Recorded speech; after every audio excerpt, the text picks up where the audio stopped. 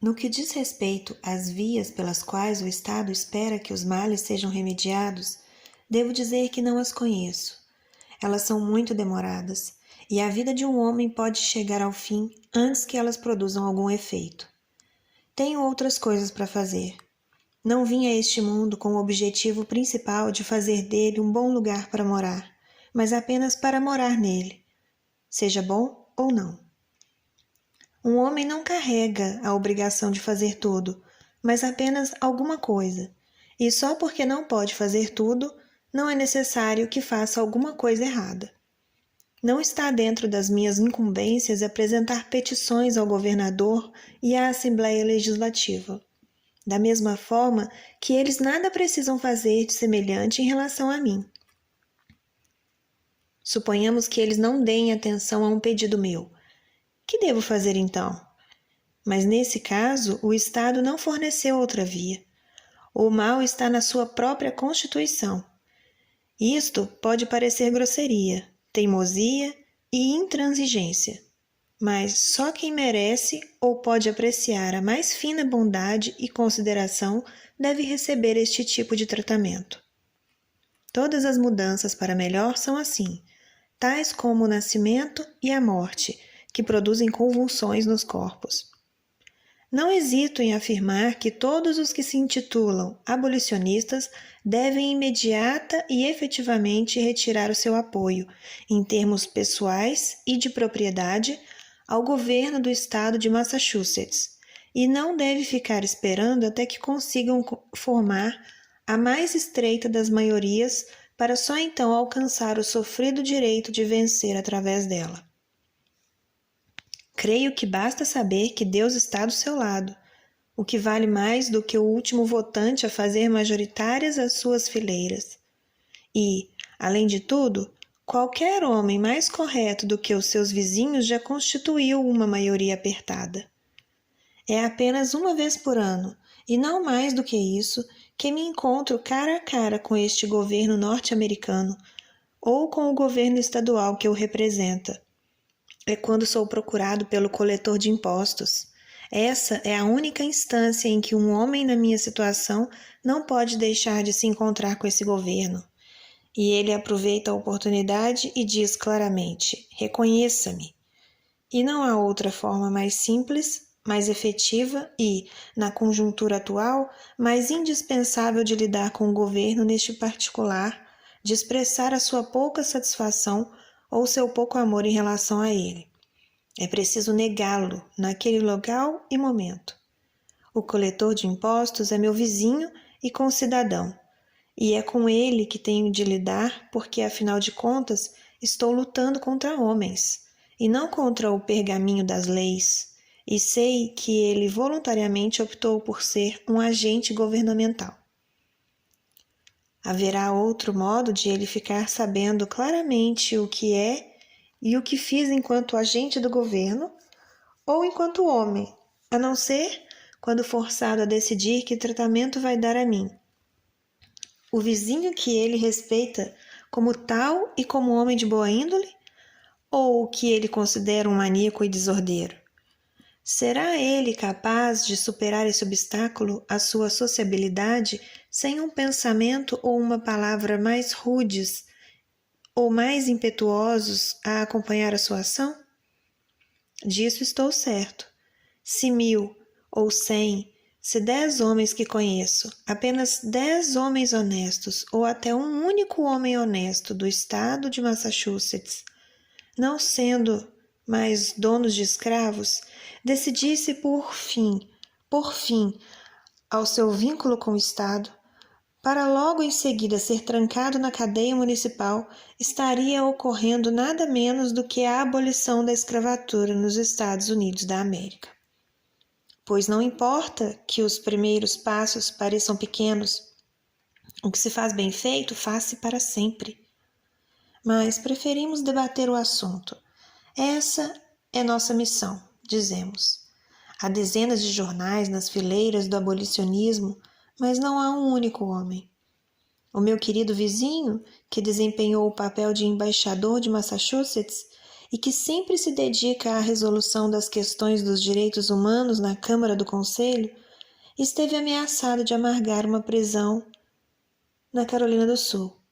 No entanto, se tivesse sido prisioneiro do estado de Massachusetts, esse estado que ansiosamente lança à Carolina do Sul a acusação de pecar com a escravidão, embora atualmente não encontre nada além de uma atitude pouco hospitaleira como motivo para brigar com ela, o nosso legislativo não seria capaz de adiar liminarmente o assunto da escravidão até ao próximo inverno. Sob um governo que prende qualquer homem injustamente, o único lugar digno para um homem justo é também a prisão. Hoje em dia, o lugar próprio, o único lugar que Massachusetts reserva para os seus habitantes mais livres e menos desalentados, são as suas prisões, nas quais serão confinados e trancados longe do Estado, por um ato do próprio Estado, pois os que vão para a prisão já antes tinham se confinado nos seus princípios.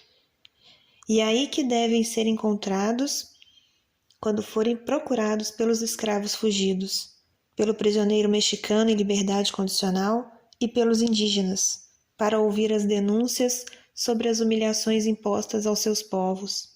É aí, nesse chão discriminado, mas tão mais livre e honroso, onde o Estado planta os que não estão com ele, mas sim contra ele. A única casa num Estado senzala na qual um homem livre pode perseverar com honra. Se há alguém que pense ser a prisão um lugar de onde não mais se pode influir, no qual a sua voz deixa de atormentar os ouvidos do Estado, no qual não conseguiria ser tão hostil a ele, esse alguém ignora o quanto a verdade é mais forte que o erro e também não sabe como a injustiça pode ser combatida com muito mais eloquência e efetividade por aqueles que já sofreram na carne um pouco dela. Manifestem integralmente o seu voto e exerça toda a sua influência. Não se deixe confinar por um pedaço de papel. Uma minoria é indefesa quando se conforma à maioria. Não chega nem a ser uma minoria numa situação dessas, mas ela é irresistível quando intervém com todo o seu peso. Se a alternativa ficar entre manter todos os homens justos na prisão ou desistir da guerra e da escravidão, o Estado não hesitará na escolha.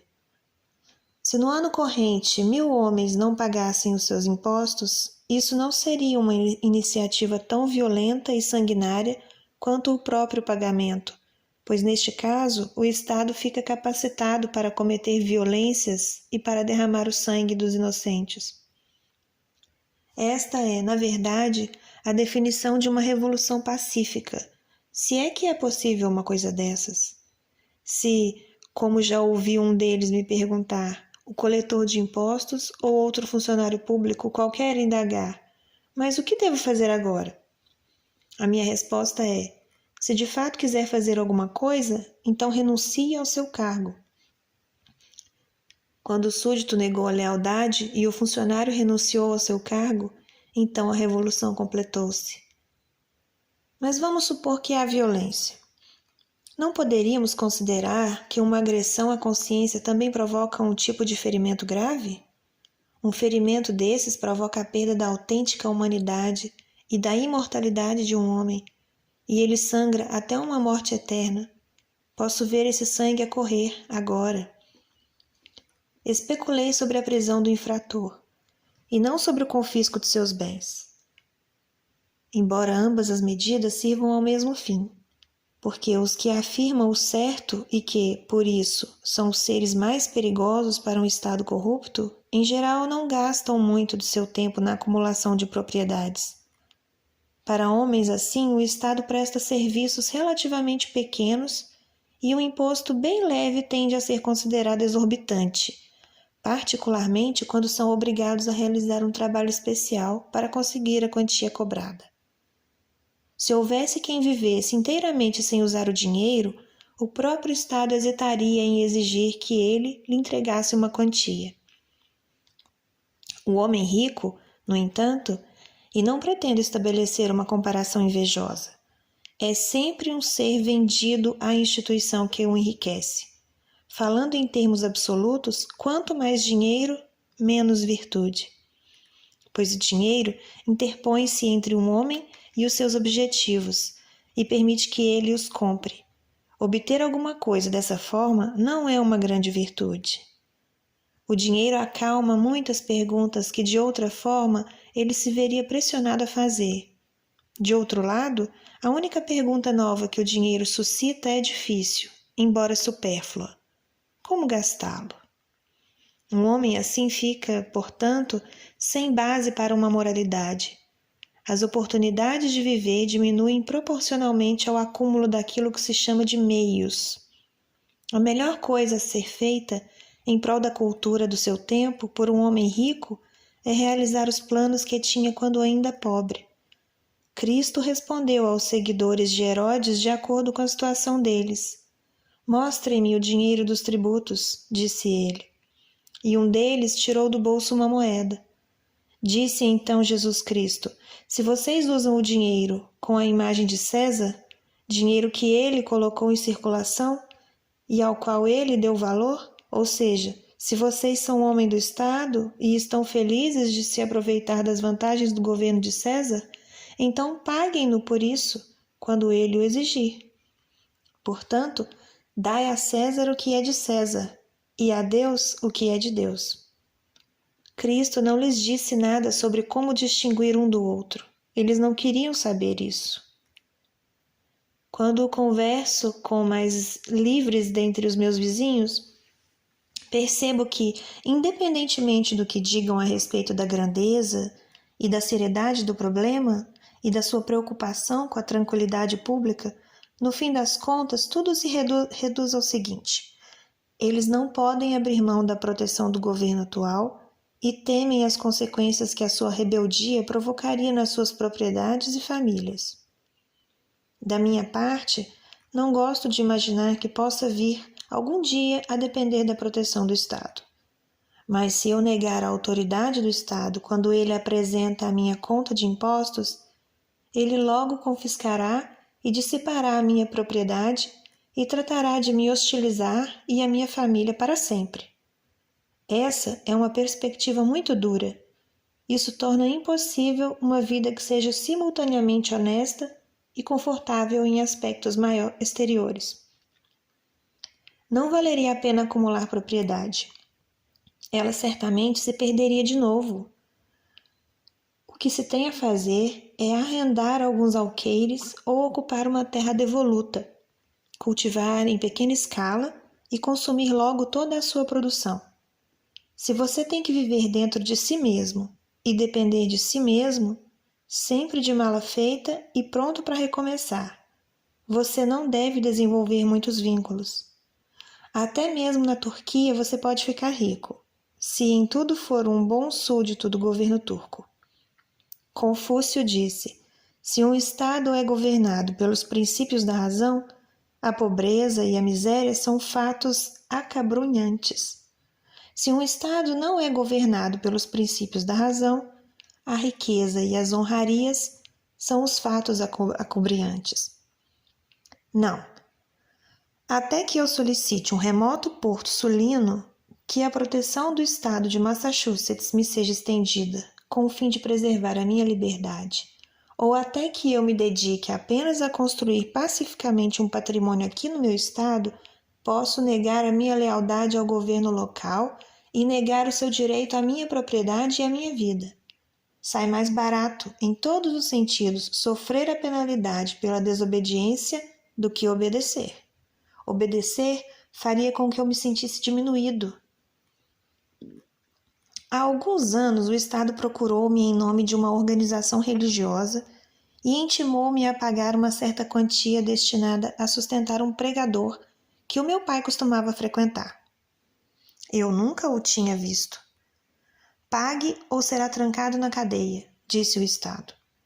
Eu recusei-me a pagar. Infelizmente, no entanto, outro homem achou melhor fazer o pagamento em meu nome. Não consegui descobrir por que a mestra-escola deveria pagar imposto para sustentar o clérigo e não o clérigo contribuir para o sustento do mestre-escola. Pois eu não era mestre-escola do Estado e sustentava-me com subscrições voluntárias. Não vi o motivo pelo qual o liceu não devesse apresentar a sua conta de impostos e fazer com que o Estado apoiasse, junto com a organização religiosa, essa sua pretensão. No entanto, os conselheiros municipais pediram-me e eu concordei em fazer uma declaração por escrito, cuja redação ficou mais ou menos assim: saibam todos quantos essa declaração lerem que eu, Henri Thoreau, não desejo ser considerado integrante de qualquer sociedade organizada a qual não tenha aderido. Entreguei o texto ao secretário da municipalidade. Deve estar com ele até hoje. Sabendo, portanto, que eu não queria ser considerado membro daquela organização religiosa, o Estado nunca mais me fez uma exigência parecida. Ele considerava, no entanto, que estava certo e que deveria continuar a operar a partir dos pressupostos originais com que me abordou. Se fosse possível saber os seus nomes, eu teria desligado-me minuciosamente, na mesma ocasião, de todas as organizações das quais não era membro. Mas não soube onde encontrar uma lista completa delas. Há 6 anos que não pago imposto per capita. Fui encarcerado certa vez por causa disso, e passei uma noite preso. Enquanto o tempo passava, fui observando as paredes de pedra sólida com 2 ou 3 pés de espessura, a porta de madeira e ferro com 1 pé de espessura e as grades de ferro que dificultam a entrada da luz, e não pude deixar de perceber a idiotice de uma instituição que me tratava como se eu fosse apenas carne e sangue e ossos a serem trancafiados.